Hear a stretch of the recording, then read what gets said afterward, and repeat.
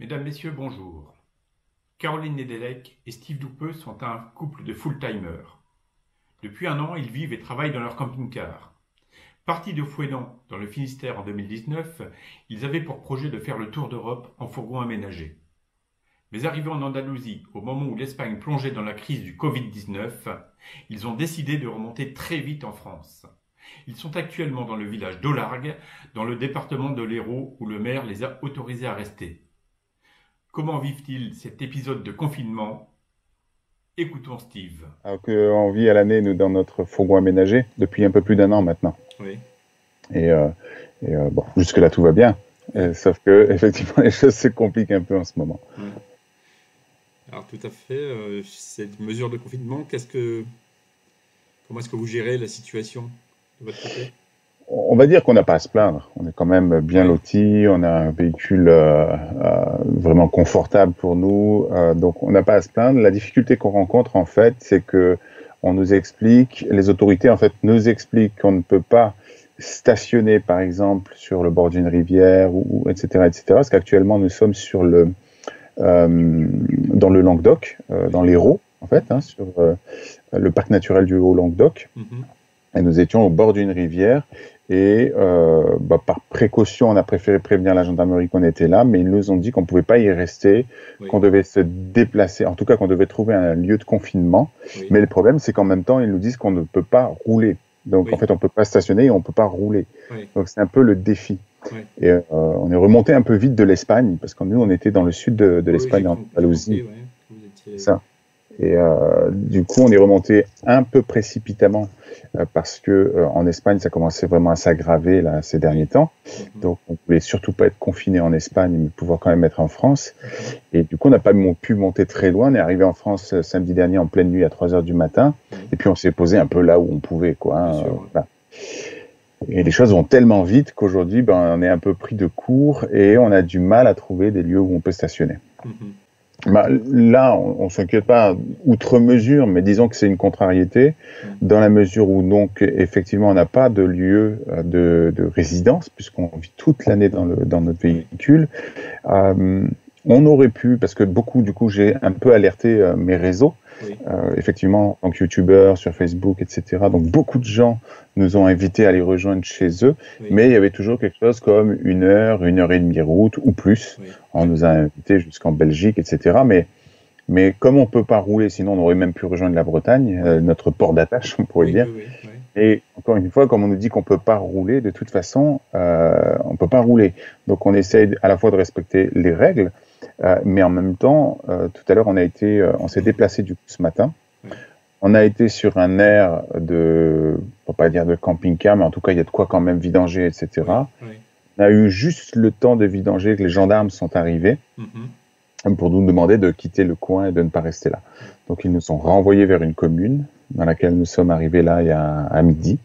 Et nous, on a pris contact avec la mairie, avec le maire directement, pour avoir l'autorisation de stationner loin d'une aire de camping-car. Mais le problème, c'est que les aires de camping-car, c'est là, ici, en l'occurrence, c'est 10 € la nuit. En soi, c'est OK de payer, mais comme on ne sait pas combien de temps va durer le confinement, on n'est pas prêt à payer pendant 2 mois et sortir 600 € en 2 mois, c'est pas possible.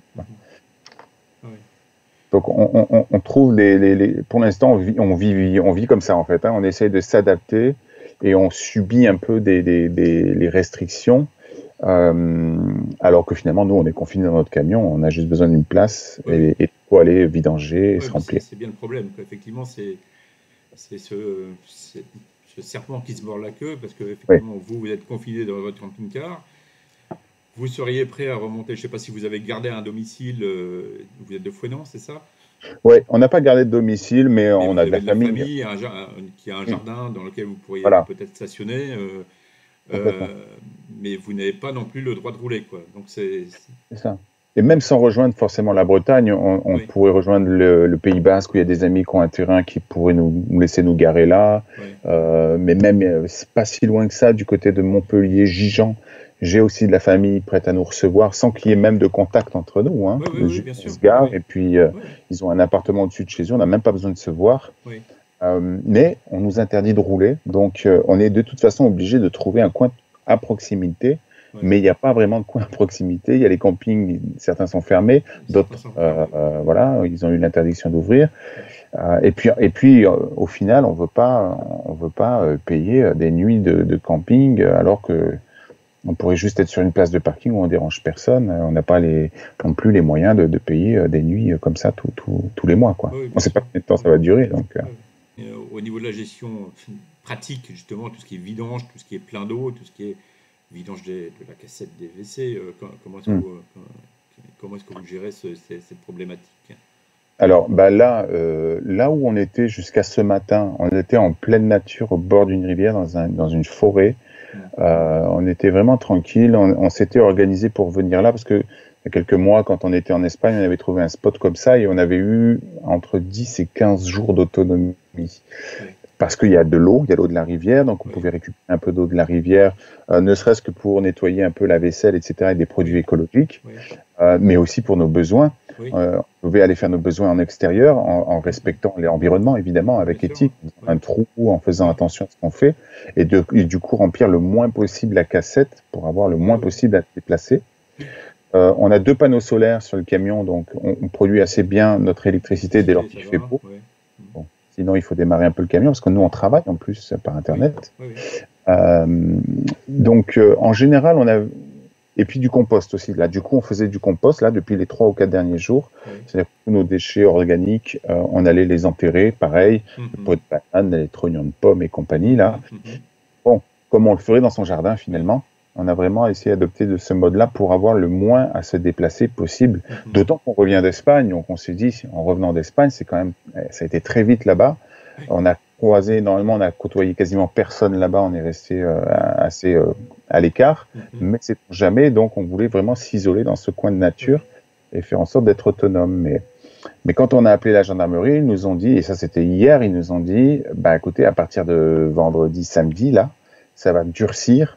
Et là, on ferme les accès au littoral, on ferme les accès à la forêt, aux parcs et aux rivières. On ferme tout, en fait. Donc, il faut rapprocher de la ville. Mais le problème, c'est qu'en ville, bah, c'est pas évident de trouver. Non, voilà. Évident, bien sûr. Donc là où on se trouve actuellement, je pense qu'on va pouvoir... Et puis en plus, il faut qu'on trouve un lieu, nous, où on capte la 4G. Donc, parce que sinon, on ne travaille même plus. Alors là, c'est la fin. Activité, Eh oui. C'est ça, des rendez-vous à honorer ou des choses comme ça, donc ça facilite pas. Alors, ceci dit, l'appel que j'ai lancé sur les réseaux sociaux a eu un écho auquel je ne m'attendais pas du tout. Encore une fois, beaucoup de gens nous ont invités sur un bout de terrain, etc. Mais effectivement, trouver un bout de terrain où on peut vidanger, avoir de la 4G, avoir un peu d'eau et d'électricité, c'était pas gagné.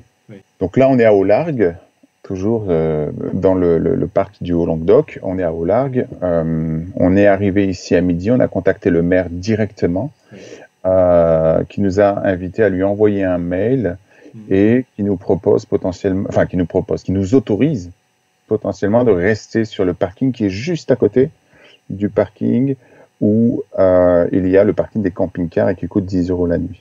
Donc, ça nous permettrait de payer de temps en temps pour aller faire nos vidanges, faire un peu le pain, etc. Il n'y a pas de problème de payer pour évidemment profiter des ressources, c'est normal. Mais pour dormir, nous, on n'a pas besoin d'un parking en fait à la base. Donc on peut dormir à côté. Donc ils nous autorisent potentiellement à dormir sur le parking qui est juste à côté, que c'est celui du Hall des Sports. Maintenant, la grande question qui va se poser pour nous, c'est de voir si les gendarmes vont accepter ça, si on va être contrôlé, si on va devoir dégager ou pas.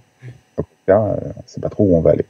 Souvent, les gens se séparent, et je trouve ça dommage d'ailleurs, mais de mon observation depuis plus d'1 an, et le fait d'avoir la chaîne YouTube, etc., forcément d'être en lien un petit peu avec tout ce monde nomade, ponctuel ou full-time, ou, comme on dit, etc.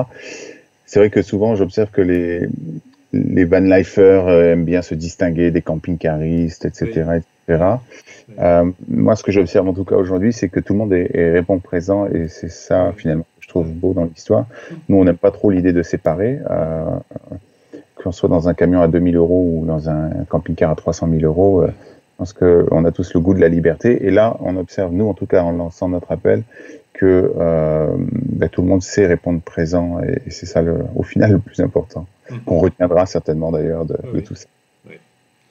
Espérons que ça dure après. Oui, Ah, c'est ça. C'est souvent comme ça. Oui. En tout cas, nous, on veut faire en sorte que ça dure après, mais c'est vrai que souvent dans la crise, tout le monde se serre les coudes et puis après, c'est chacun pour soi, quoi. Ouais, C'est dommage. ouais.